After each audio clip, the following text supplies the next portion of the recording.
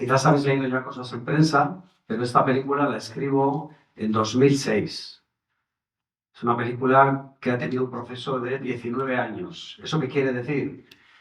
No es que hemos estado 19 años con eso haciendo una película. Tú puedes estar 19 años y 30 también, pero simplemente significa que se ha intentado poner en marcha y no se ha conseguido.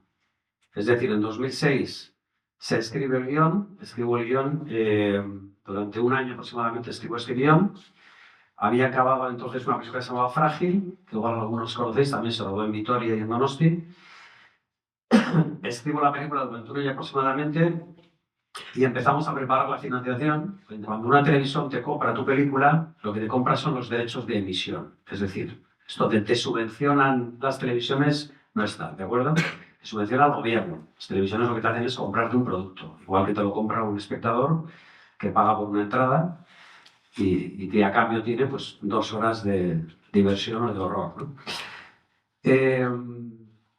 Había ido muy bien Bailey en términos artísticos porque había viajado a festivales, nos habían reconocido con premios y Televisión Española estaba satisfecha. Entonces, cuando reciben el guión del MAL, la situación con ellos es muy buena, no es inmediato, o sea, tardamos prácticamente 2 años en que acepten, pero compran los derechos de emisión de la película. Eso quiere decir, para que os hagáis una idea, que durante unos años, no recuerdo ahora, cada contrato es diferente, pues durante 10 años, por ejemplo, Televisión Española tiene los derechos de emisión de tu película y pueden emitirla X veces en sus canales, la primera cadena y la segunda cadena. Además de eso, tienen una participación, es decir, si ellos venden la película, otras televisiones, ellos se quedan con una parte importante de los beneficios. La Hacienda vizcaína fueron los primeros, creo que ya en 2022 o algo así, implementan estas exenciones fiscales que no solamente están en el 40%, ya están en el 60% y hasta el 70% si tu película es en euskera y la dirige una mujer. Entonces, fijaros del 60 o el 70%. Esto hace que empresas pongan dinero en estas películas a cambio de que les van a rebajar los impuestos que tienen que pagar a final de año cuando tienen beneficios. Esto provoca una estampida de rodajes en Vizcaya. El problema que yo veía con el reparto es que las caras del cine español, de los grandes intérpretes, están muy quemadas. Se repiten una y otra vez. Entonces, las fórmulas del cine español, que entraremos en materia en un rato, repiten no solamente los mismos planteamientos de narrativos, sino también las mismas caras, ¿no? Entonces, es que prácticamente con 5 o 6 nombres haces todo el cine español, ¿no? Todas las protagonistas y todos los protagonistas. Todavía era más difícil, porque el sistema de cine español ha acabado con la masculinidad, es decir, ha acabado con los playboy. Tienes que ser feo para trabajar en el cine español. Entonces no había por dónde tirar. Coronado es mayor, Carmen Lejalde se ha quedado calvo y Bardem está en Estados Unidos haciendo promoción de Baza, entonces quedaba poco, ¿no? Pero la idea era tener a alguien que fuera muy talentoso, que pudiera hablar en castellano, pero no necesariamente que fuera español. Entonces empezamos a abrir el abanico.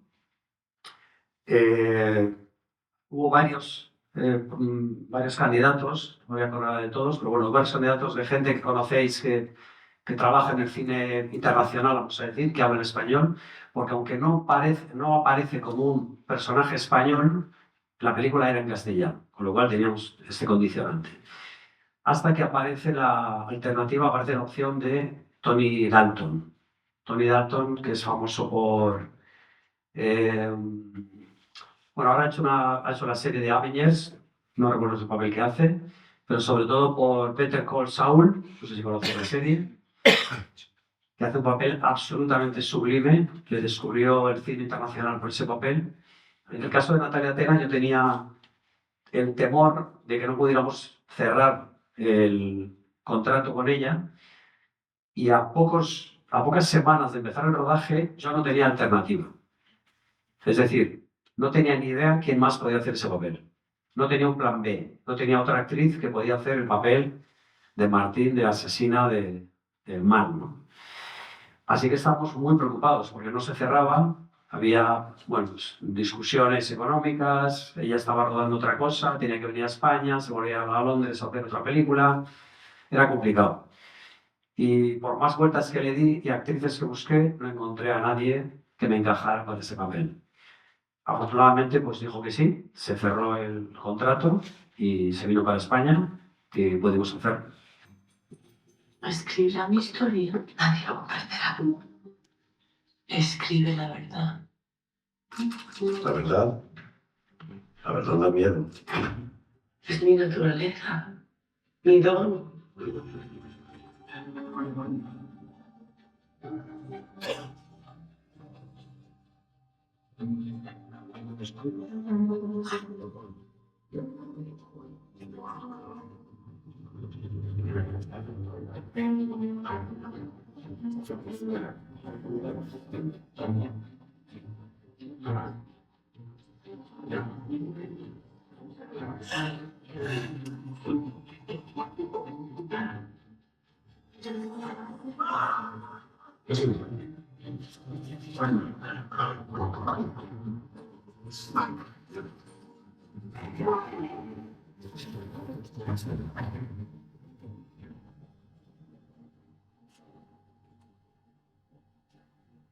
Recuerda, eso mucho. Es que el interés de ese poder que fomenta esa industria audiovisual es que tú seas más tonto cada vez, no más listo. Yo creo que es el más notorio, porque es que el cine es capaz de emocionarnos y con la emoción se te manipula. Entonces, si os fijáis, la política ahora es totalmente emocional. O sea, no es racional. Lo que nos dicen tiene que ver con cuestiones emocionales. Si no apoyas esto, eres malvado y tal. Y te quedas así, quiero ser bueno, no quiero ser malvado. ¿Y a quién tengo que levantar el brazo? ¿No? Entonces, se ha vuelto emocional porque somos emocionales, ¿no? Y es una manipulación penosa. Entonces, a partir de los años 2000, todo lo que tiene que ver con lo social y lo político empieza a ser controlado por enormes cantidades de dinero. Y, por supuesto, la industria audiovisual. Entonces empieza a aparecer la ideología. No puedes hacer una película si no hablas de determinado asunto. Tienes que mirar las subvenciones. Ahora están en el BOE. Hay gente que se ha enfadado porque lo he dicho en la prensa, pero es que abre el BOE. ¿Cómo se dan las subvenciones? ¿A qué temas y con qué discriminación, con qué sesgo político, etcétera? Ha sido público, es decir, si tú ves las subvenciones recibidas por las ONGs o por los partidos políticos o por los grandes medios de comunicación, empiezan a partir del año 2000. Ya había antes también, pero empiezan a partir de ese año. El resultado de todo esto no tiene que ver con ninguna igualdad y ninguna inclusión, tiene que ver con una atomización de la sociedad. Y yo creo que en Kubrick había algo muy psicológico, muy metafórico, y también hablaba de cómo el poder controla al individuo. No sé si recordáis la naranja mecánica. Cómo a este señor, que es un antisocial, o una social, como se llame, lo manipulan al final para convertirlo en una persona decente, ¿no? Que lo meten ahí en una maquinaria de adoctrinamiento. Y eso es muy interesante y a mí eso me interesa mucho. Entonces, yo supongo que le podría interesar, ¿no? De lo que se habla en el mal, ¿no? De lo que somos capaces de hacer y de cómo lo justificamos, ¿no?